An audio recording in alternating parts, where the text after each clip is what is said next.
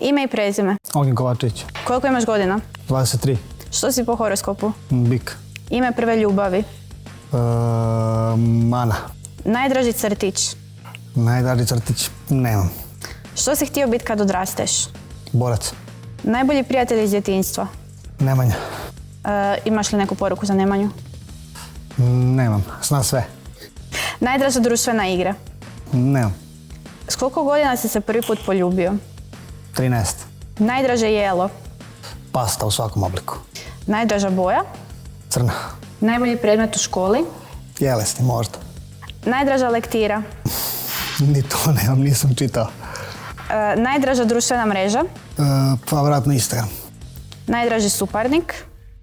Suparnik najdraži... Pa što, imam ih puno.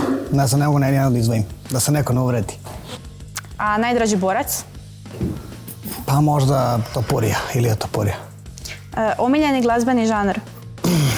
Ja najviše slušam rap, vjerovatno. Najdraži film. Najdraži film Hobbit. Koja je tvoja najbolja osobina?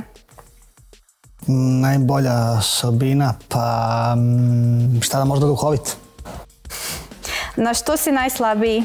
Pa na žene.